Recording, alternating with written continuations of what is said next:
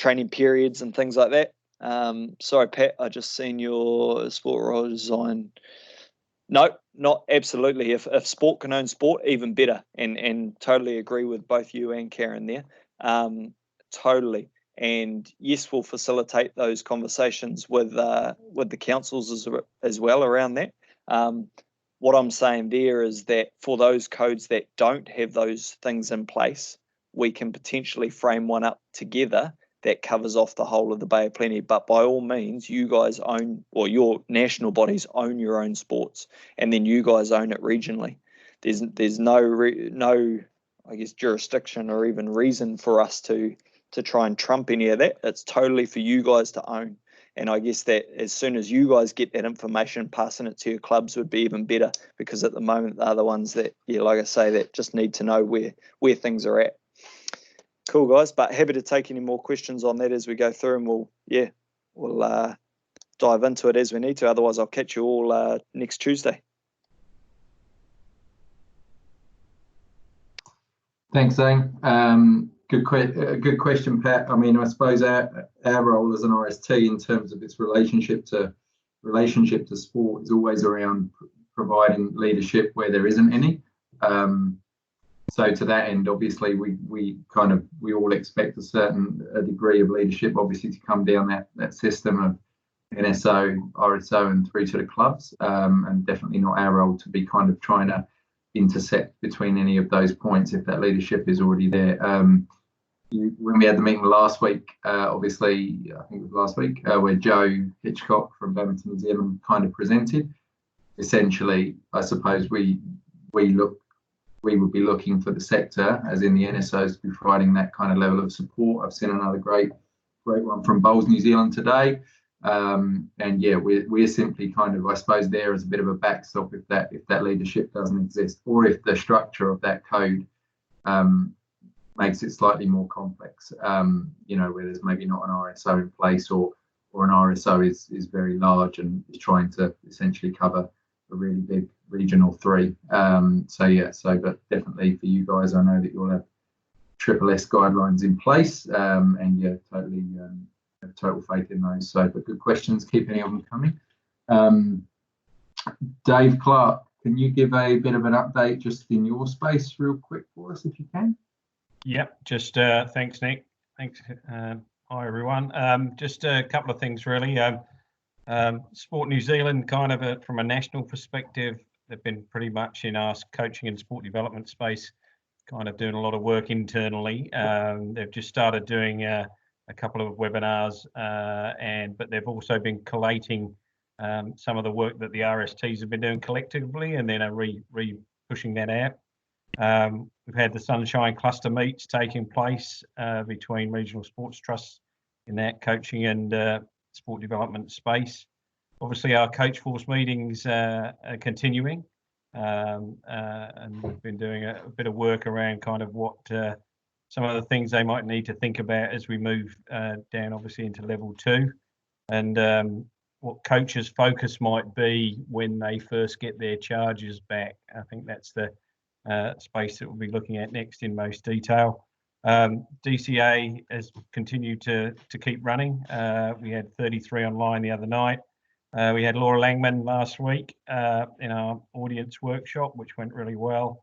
We've got the Black Sticks girls lined up for next Tuesday, and I've got someone big, hopefully, on the 20th as well. So I won't confirm that just at the moment, but yeah, so lots still happening, very busy. So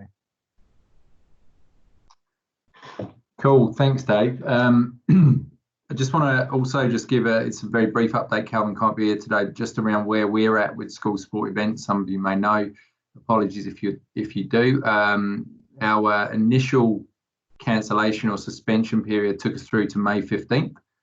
We've extended that to May 31st, and that's on the basis that even though alert level 2 could potentially allow some events to go ahead, the events that we own or that we deliver, obviously given the new considerations of level 2, probably is more prudent to take just a couple of extra weeks to be able to make sure we can deliver those events kind of safely and within guidelines.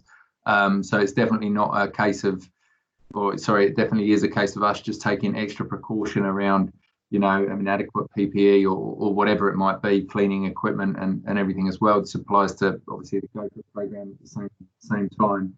We're trying to give schools the reassurance that, you know, I think the general message about level 2 is that if we go to level 2 on Thursday, don't expect sport to necessarily start on Friday, because we've all sat in this hybrid or in this kind of space whereby we've been waiting to get going, but we've been waiting to get going, not knowing what the conditions will be when we get there.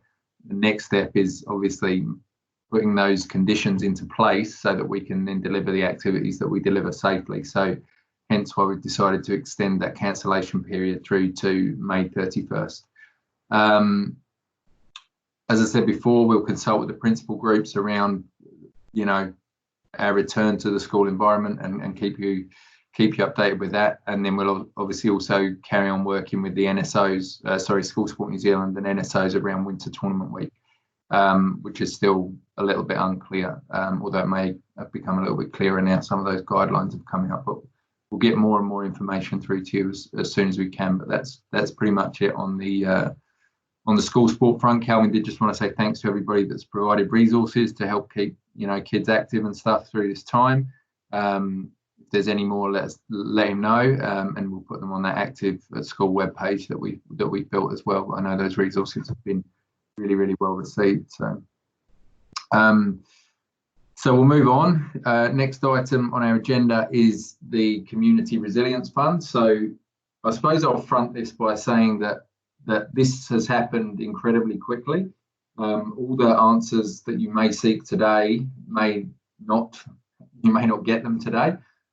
Even down to, we're still waiting on a list of eligible organisations that can apply to this fund, of which I'm, you know, 99.9% sure that you all are. But things have just been happening so quickly in the background, and we've been obviously having to sort of redirect our resources to trying to all of a sudden manage a fund on behalf of the sector that actually can meet the needs of the community at this time. So you obviously will have seen that it's $15 million reserve that Sport New Zealand's found and is putting into this fund. That's 1.1 million coming into the Bay of Plenty. So our role is just to simply administer that fund on their behalf. So just to be clear, out of that 1.1, there'll be there's no costs that go to Sport Bay of Plenty. There's no management fees or anything like that.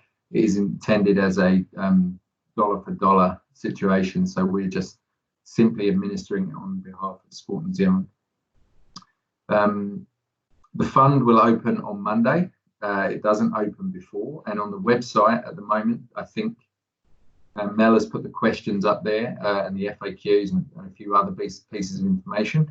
I would encourage you to read through that over the course of the next 3 or 4 days. I'm sure some of you probably have already, just to familiarise yourself with what is covered, and some of the natural questions that kind of will come out are probably likely answered in there. The fund they're rolling applications. So essentially when the fund is used up and gone, it's gone. So it is a kind of first in, best dressed approach. So my advice to RSOs would be to not sit on this for too long. Try and get your applications in as soon as you can, because we want to obviously prioritise you as much as we can, but we can't do that as the funding pool depletes. Then we're going to obviously come into more difficulty trying to get that money out the door. So we don't want to end up in a situation where we've got 5 RSOs all after 40k, let's say, but actually we don't have enough money left to be able to support them all. So my suggestion to you is to try to focus on those as early as you can, and I would hope to receive those possibly by the middle of next week. So regional sports organisations, obviously they can apply up to 40k. There's a maximum, that's the maximum amount, and clubs as well can only apply for up to $1,000. It is also open to recreation and Māori organisations as well. In terms of recreation, how many fit into the up to 40k category and how many go into the 1K category is a little bit unclear because recreation is probably not quite as defined as obviously what sports are. So we'll obviously have to treat those just on merit as they kind of come in. There is a risk with this fund, obviously 1.1 million coming in, that we have to report essentially back to Sport New Zealand around who we've distributed funds to on a weekly basis, and obviously share the application information and that kind of thing. There is a risk that as we move through this 5 or 6 weeks of the fund being open, that if we're not getting money out the door quick enough, then potentially if we're left with a pool of money at the end of, towards the end of the window, that money could be taken off to another region. Hence why I'm saying try to prioritise your applications in the first kind of 3 to 5 days, so that we don't fall into that trap. We want to ensure that as much of that 1.1, if not all of it, is able to help our communities at this time, and we don't want to be kind of leaving it too late in the piece, and then potentially running into the risk of, you know, Waikato as an example, being kind of super oversubscribed, yet we're kind of not getting rid of enough money, and therefore that's when that fund could start to become slightly risk driven. So please make sure you try and get them in as early as you can. You'll see from the questions, or you'll see from the guidelines and stuff, this is to cover fixed costs between April and June 2020. So obviously that includes a 3-month window of costs you're going to incur moving forward, and some of the costs you will have already incurred as well. So it is very much a kind of a here and now kind of approach. And it is a very prescriptive nature. So a lot of people keep asking us questions about it, but the frank reality is there's probably not a great deal of creativity in it. It is designed for fixed costs, and fixed costs kind of are what they are. So if you've got questions about that, you can get in touch with us and we can give you slightly more detail, but pretty much what you see is kind of all we know at this stage. The frequently asked questions part, which is also, I think, been put on the website, does answer a lot of the natural questions that you'll maybe have today, but we're obviously happy to discuss it further today. There is a lot of information in there that's kind of useful as well. In order to manage the process, we've assigned a number of, basically redirected some of our own team to kind of being part of this management group. And that means we've assigned contact managers. So as an example, if Bay of Plenty Badminton need further clarity on, you know, one particular part of the application or whatever that might be, they can request further contact from us, but they must do it through our web form. So what that does is that would then alert whoever that contact manager is, happens to be me, and then it's my obligation within 24 hours to come back to Delwyn or whoever it is from Bay of Plenty Badminton and discuss what those kind of needs are. I anticipate, as it is very fixed cost focused and prescriptive, that probably won't happen at an RSO level too often, but we have assigned contact managers for it so that somebody can come back to you.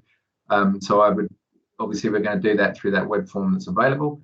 And if you can use that, that's probably the best, that's going to be the best method. That's probably kind of it in a nutshell. As I say, it has been happening very, very quickly. We're trying to cleave up our own processes at the moment. I think the frank reality is that when we start to receive applications from Monday, that process will smooth itself out, I'm sure. But yeah, you know, it's kind of, you've got to dip your toe in the water and give it a go before you can, you know, be really clear about how you're going to operate. But you know, having those contact managers in place will definitely help that. And yeah, we're here to make sure that that money goes to the greatest areas of need, of which I know there's a lot of you out there that are frankly suffering with costs that you've incurred. So we look forward to at least trying to alleviate some of that pain at this time. So does anybody want to, or Andrea, should I say, is there any questions on that? Yeah, do you want to talk about, Kerry's asked about what happens when an RSO is, you know, straddles 2 regions. Which RST do they apply to? Yeah, so the RSO applies to the region where its head office is held. So as an example, Nick, Waikato Netball Waikato Bay of Plenty Netball, the zone, if their head office is based in Hamilton, then they're applying to Sport Waikato. Cool. And there was a question from Karen about how we know that RSTs are going to be consistent in the way they handle applications. Good question, Karen. I suppose the kind of essentially the assessment is almost like a checklist. So that assessment is very kind of numbers and formula driven. So it isn't a case of going back and kind of trying to necessarily work out what you're applying for. That should be quite straightforward. And the idea, we've been told, the idea is to get, if there's a need and an identified need through those fixed costs that have been incurred, then get the money out the door. We've sat on probably 6 or 7 sessions now with Sport New Zealand. They're holding them daily, and that's all RSTs in one room trying to understand what they need to do and how quickly they need to do it.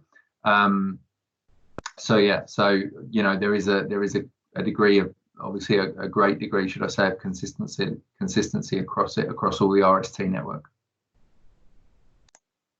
And Nick, thank you. Can you see the question there from Brent about how much does the financial hardship impact the success of the application? Yeah, it's a good question, Brent. It's a little bit grey because obviously there's reserves that, you know, I suppose it probably looks at how many reserves you've got, and we're going to seek slightly more information on that from Sport New Zealand. They're saying, all the messaging at the moment is saying that, you know, having reserves does not put you at a more negative position than if you don't have reserves.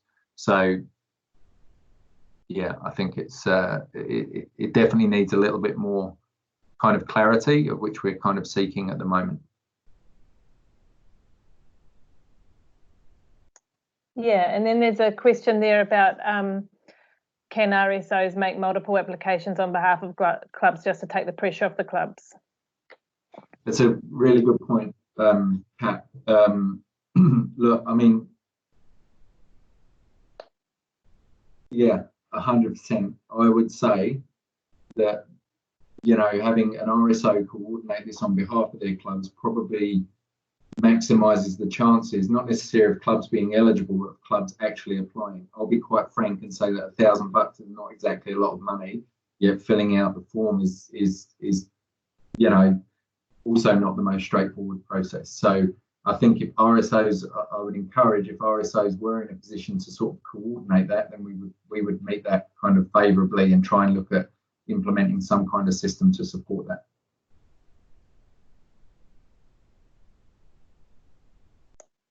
Yep, and I think that's about it for now, Nick. Cool. Thank you. So any more questions that you need to ask, kind of, I suppose, in a more direct sense around your organisation's applying? I've got to go through that web form. If there's anything around kind of the structure or that kind of thing, a bit like Pat's last question, I'm more than happy to field those for you. Just email me and we can kind of work through it, because they're slightly higher level than obviously they're probably more around the general application that's in there at the moment. So happy to keep working on it. We're still asking questions of Sport New Zealand at this stage and trying to pick up a little bit of clarity. And in their defence, they've been working around the clock to kind of make this happen as well, but they have hit a few brick walls in a few certain areas, and that's made things come a little bit slower. So we are still waiting on some kind of information, but our job is really to basically make life as easy as we can for you, and then expedite those funds that you're eligible for to your bank accounts to support you at this point. Nick, can I just add a couple of things there, Nick? Yeah, sure, absolutely. Just a couple of things that aren't apparent in the what the fixed cost piece are. Car leases are acceptable to claim, car tax, that type of thing, as a fixed cost, which isn't in the list in the guidelines. So just be aware of that. Also, that bills that were paid in April that you may have paid already are able to still be claimed retrospectively. So which is obviously unusual, but under these circumstances, that's okay.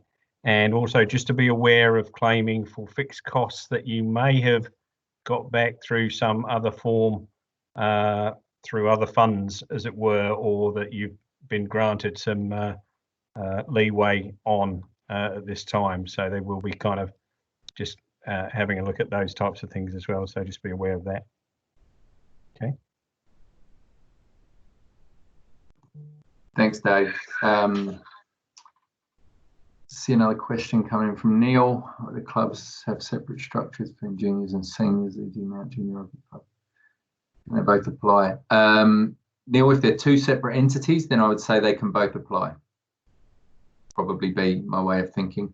I will kind of say that we're still waiting on a list from Sport New Zealand, but they are going to give us a very definitive list, which they will have gone through all of your NSOs to gather information. I'll give you the best example I can. Earlier in the week, Badminton New Zealand went out to all of its associations. It's got effectively 25, roughly. Donna, correct me if I'm wrong. 25 RSOs running across the country, requesting an update to all of their affiliated clubs and local organisations. So then from there, hopefully the regional organisation has then supplied that to the national body, who passes that on to Sport New Zealand. That's informing what that list of organisations looks like. This morning, the number on that list was about 7,500 and is still kind of rising. So by the end of today, we will have a definitive list, but also to note that some of those, look, it basically depends on the NSO and the provision of NSO, RSO and the provision of information. If the information's inaccurate or has missed people off, we're going to do our best to make sure that those eligible can access that money.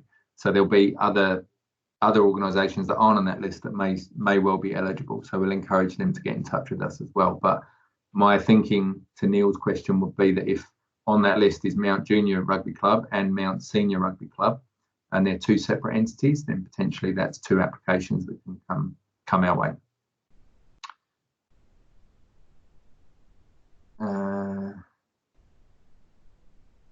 Brent Miller. Any idea whether affiliation membership fees are included in fixed costs? I would think not, Brent. Dave or Zane can hopefully back me up, but I don't think those costs will be included.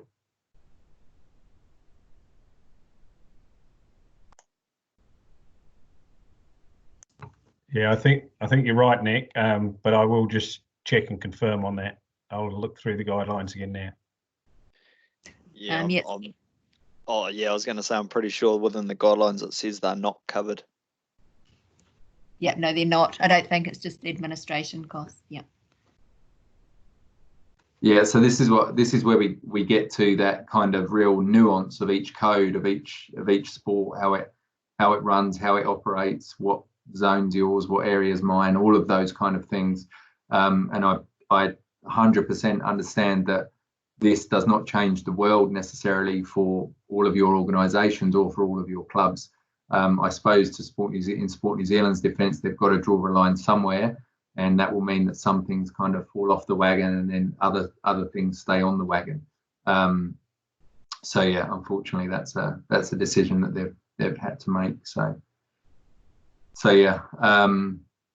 So keep, as I say, keep questions coming. We'll move on in the agenda now, and then if there's anything else you kind of want to know, then obviously through the web form, or if it's really high level, and I mean really high level, then I think come through to me, and I'll try my best to get the answers that you kind of need. But hopefully that money does go at least some way to helping your organisations, your affiliated organisations, your own organisations out at this time. As much as it can. Okay, so I just wanted to talk to Alert Level 2, which obviously we were advised on what guidelines and things were last night. I suppose there's not heaps to cover. It's quite obvious it's quite obvious in the guidelines what was and wasn't allowed. I suppose the key message was really around not expecting too much resumption too quickly, and just the risk around if people go into that space of trying to do too much too quickly and not staggering the use of fields or keeping a check on how many numbers are coming through the door and all of that, then that obviously puts us at risk of going back towards level 3, level 4. So great news that we've got some kind of green light. So I hope you've all put your hand sanitizer orders in and soap and everything to keep all that equipment nice and clean. But obviously there's going to be a little bit of kind of work now that goes into how you kind of, now knowing what those guidelines look like, how you're going to implement those guidelines. So I think it was great that we got the clarity that we had yesterday. I do want to note that we're not at alert level 2 yet. So to that end, they are guidelines based on the assumption that we will end up there. I'm assuming probably next week, if not the week after. And they're there to help you, basically to help you commence that planning stage of where things are at. But has anybody got any specific questions from alert level 2? In the framework, there was obviously a lot of copy and pasting going on from water sports through to this one, through to that one, but happy to take questions. Yeah, Nick Clinton here. We had a Hockey New Zealand meeting this morning just to give us an update on what came out yesterday. So obviously we find out on Monday if things moved, well, when we move to a level 2.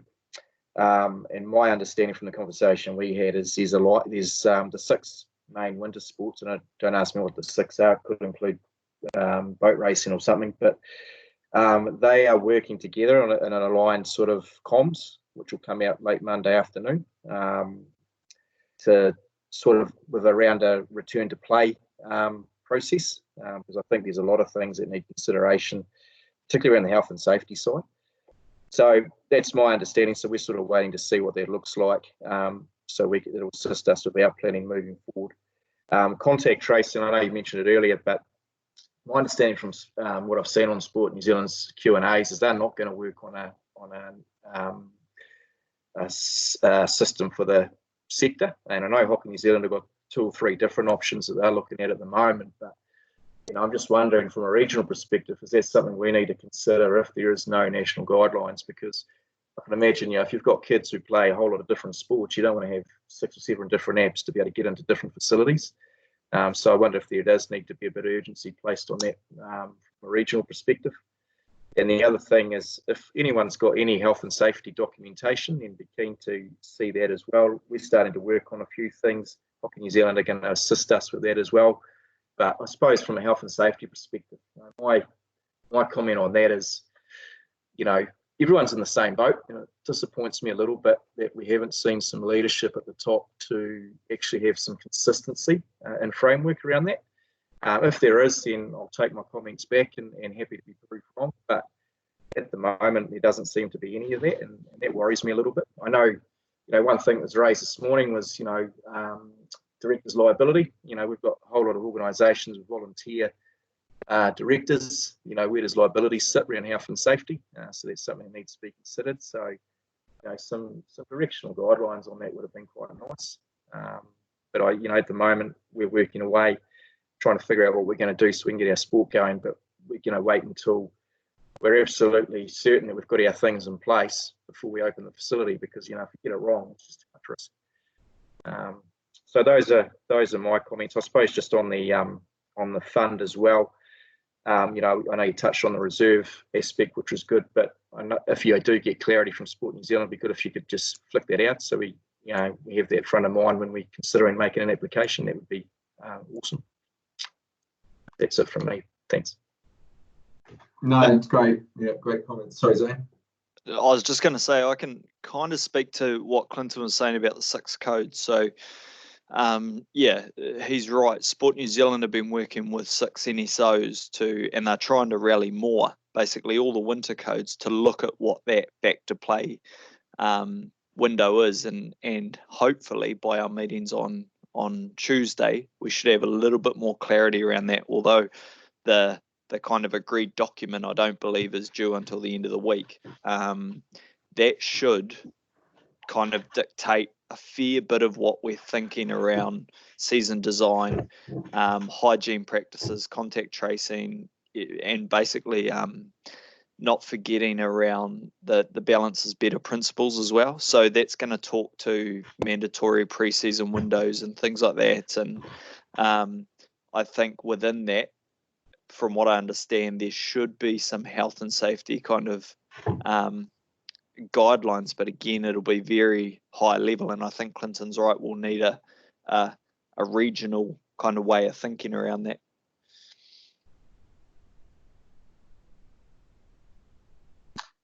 Cool. Thanks, Zane. And thanks, Clinton. It's always good to get those thoughts, and especially to know where there's some holes. You know, I know you've all managed this really well, but in this virtual space, we don't kind of see the frustrations as much as we do the positives. We always sort of sit and talk about what's going well and how we're adapting. But you know, those things that are missing are equally as important. So yeah, it'd be interesting. I do think there's probably a little bit of room for that contact tracing from a regional perspective, and maybe potentially front foot some of that as well. I'm sure there's probably a ton of app developers just sitting, waiting, rubbing their hands together to develop something for each individual group, whereas potentially as a region we might be able to look at potentially what we could do that would meet our needs at the same time. So yeah, but yeah, always good to get your comments. Any more questions, Andrea? Yes, there are a lot. Do you want to read them out, or do you want me to read them out? There's starting there. There's one from Neil about Sportbop's approach to tech, and then there's a number underneath that. Okay, cool. So Neil, is there any update on Sportbop's approach to tech for assistance? Yeah. So we met with Tect Bay Trust yesterday. Tect and the Bay Trust all together. We've done that weekly now for 2 or 3 weeks. Essentially, the idea behind that forum is to share the information that we have. So essentially what will happen, or I imagine what will happen with people like Tect and Bay Trust, is that once we start to share more information around what money we're giving out, then that will inform them where they start to position some of their funding as well. Tect and Bay Trust were obviously supportive of the money coming into the region, but probably slightly disappointed with the amounts that were on offer, especially given the prescriptive kind of nature of it. You know, you might be eligible for up to 40k, but although that looks like a carrot that's dangled in front of you, if that only ends up being 5,000 at a time where there's no gaming funding around, then that maybe hasn't had the impact that we thought it could have. So we have met with them, and I would imagine that now they'll start to possibly build some criteria for themselves around what steps they're going to take to be able to support the communities. But we're meeting again on a weekly basis, and essentially we really can't do anything about what they're going to fund. We can only inform them what we are funding and keep them up to date with what the messaging is on the ground. So things like the RSO survey were really kind of useful for them to be able to see what that kind of gaming hole looks like, so that potentially they could pull funds, prioritise, and everything else that goes into that. So we'll keep them updated, but and if we hear any information they're happy for us to share with you, then obviously we'll keep doing that at these forums as well. Nick, this is from Mark Rogers. Nick, is there any clarity around the 100 max people for indoor codes? Is it the same as outdoor, or it's 100 per field, as long as health and safety stuff can be managed? It's a good question, Mark. I had an email from Ali last night from Netball saying that that is quite confusing. We can go away and seek what that clarity actually means. But I found it quite interesting to say that it was 100 max people, excluding the players. You know, we've got 11 aside. That's another fifth of the players if that was football. So you go up to 122. It seemed like a odd way of kind of cutting it, but we can try and establish some more boundaries between outdoor and indoor, so you've got some clarity over what those spaces look like and how you'll actually manage that. I'd imagine on the indoor front, especially if you're renting or paying for facilities, then obviously the facility has a due diligence to be able to make sure that they can inform you how to operate within the guidelines. Nick, if I just jump in there, that question was asked to Jacinta on the briefing yesterday, and she kind of explained that it's kind of 100 per indoor kind of facility. They weren't expecting 100 on one court and 100 around another court. So that was her response. Yeah, and I know that Bay Venues are working through their kind of operational plan. And I guess all facility managers in terms of indoor facilities across the Bay of Plenty are probably doing the same, so that it's clear, I guess, what requirements as users you guys will have to, I guess, cater to, and where the responsibilities lie of both the facility manager and operator and the user in terms of hygiene and cleaning and things like that. So we should have clarity on that, Mark, probably early next week is what I hear. Yeah, it's probably good to note that amongst those level 2 guidelines, it was I don't know if anyone read the caveat that it would be reissued if there was any changes. So, you know, it's quite small print, but yeah, obviously we can try and get more clarity. So hopefully that's enough for you, Mark. We'll try and find out some more. Neil Alton from Bay Rugby, wasn't a government fund meant to take into account the loss of income from level 4 gaming? Neil, you're referring to the wage subsidy?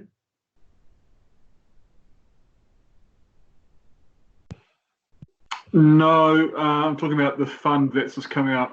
It's just been announced yesterday or the day before, in terms of the 40k for regional sports trusts and 1,000 per club. That's what I thought the government support package was going to take into account.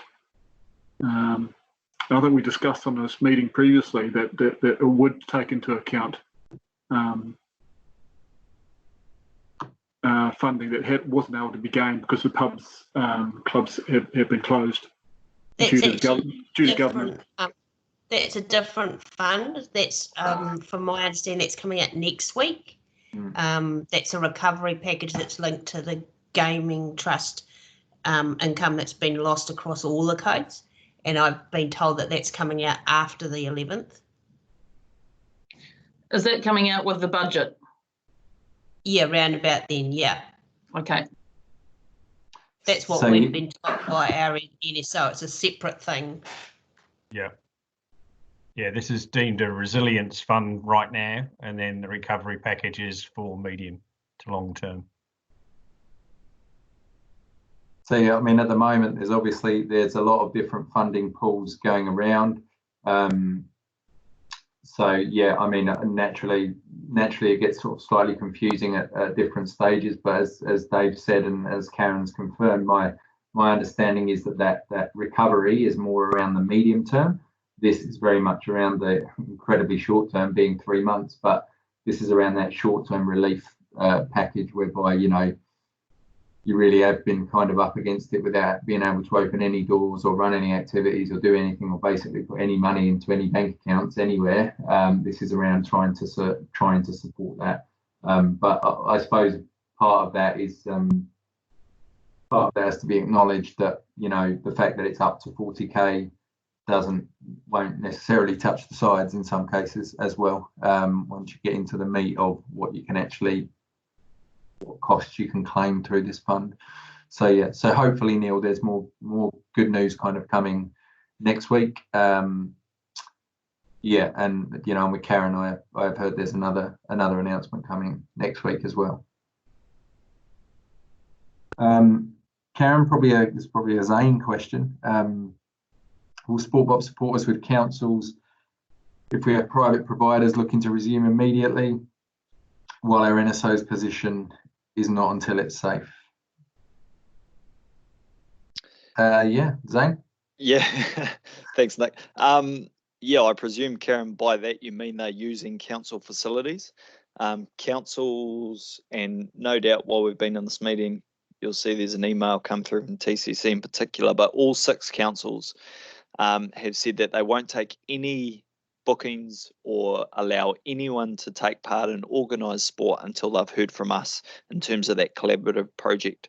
So unless it's in a private venue, I can't see councils allowing anyone to do that. And if they are using council facilities without booking, well then you need to let the council know.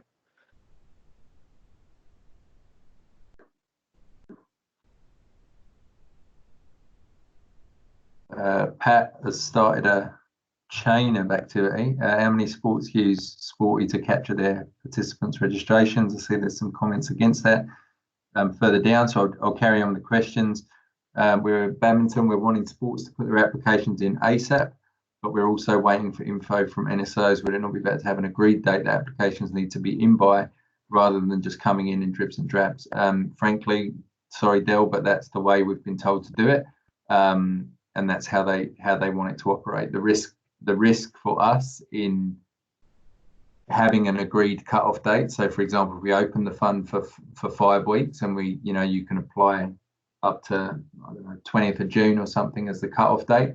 Sport New Zealand need to have seen the money going out to the communities, because otherwise that perception sort of challenges the idea of it being an immediate relief. So I get it. I see where you're coming from, but this is where obviously we're just administering the fund on behalf of them, and they're calling the shots on how we actually deliver that money and those applications across the community. So yeah, I think it's frustrating, but that's unfortunately just the way it is. Karen, Sporty contact tracing apps. So obviously there's some negatives and some comments there. You guys can come back and look at these comments if you like. So obviously I'm just conscious of time. Yeah, there's some stuff there. Pat's keen to chat to everyone because he's put his mobile number up. And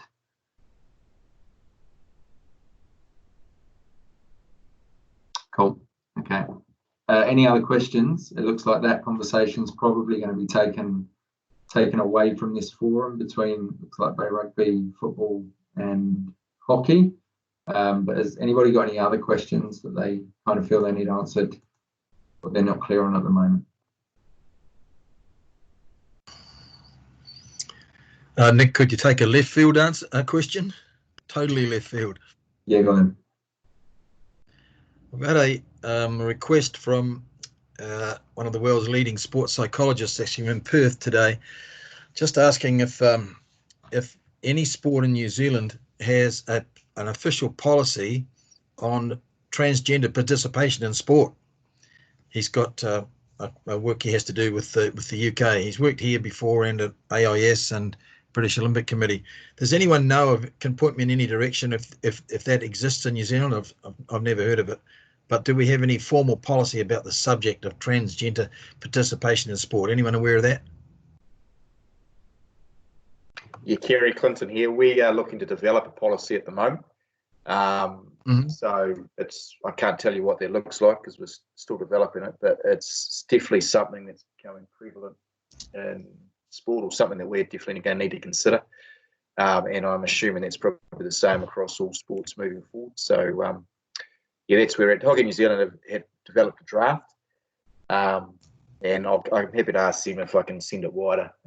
So I don't know if it's been ratified or not, but I'll ask some questions and come back to you. Yeah, Capital Football have got one.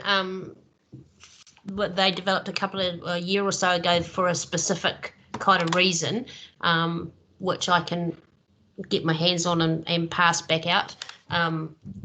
I've also been asking our NSO for one, including something that came up a lot for us this year, which was heavily pregnant women wishing to play football at 8 months, and referees' reluctance to referee those games. So it's quite a hot topic at the moment.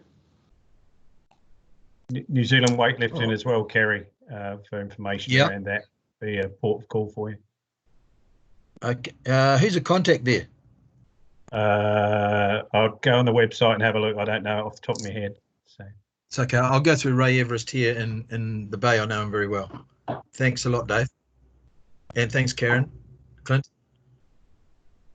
And Kerry, I don't know if you've seen in the comments, there's Julie and Melissa have both said that Volleyball New Zealand have a transgender policy and School Sport New Zealand have a policy if you go to their websites. Cool. School Sport NZ. Yeah, thanks so much, Cool. All right, great Thanks. start, team. Thank you, and Thanks, thanks for the interruption there, Nick. No, all good. No, I was definitely not expecting that as an interruption today. A transgender question, but there you go. Yeah, there you go. That's right. What the virtual world does, but there you go. Cool. So, yeah, nothing else from anyone. As I say, if it's about the resilience fund, if it's high level, happy to take it. If it's not, and you're worried, like, you know, is this cost applicable?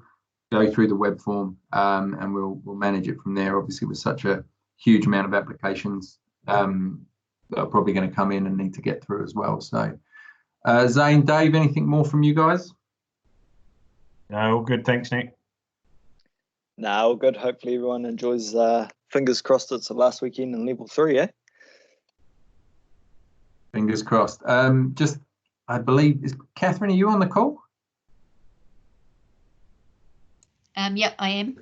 Did you have anything? Have I missed? Catherine's been on this obviously through the whole process as well. So have I missed anything, Catherine, that you think's really important? I mean, there was just something, I don't know if it's in the guidelines around the reserves. Just one of the meetings I sat in with Sport New Zealand the other day, they were kind of saying that they expect people will still have reserves, and they were kind of looking at that expect you still have reserves kind of for 6 months in place, that you could still keep going for 6 months, but over and above that, they would expect that you're showing some willingness, I guess, to use your reserves over and above that when you're putting in your application. So I guess they kind of said, you know, they've gone into their reserves to supply this fund, so they would hope organisations are kind of showing some willingness as well. So yeah, so that's kind of the comment I remember on the reserve type thing. Or you can also, I guess, justify what your reserves might be there for, if it's there for a specific reason, or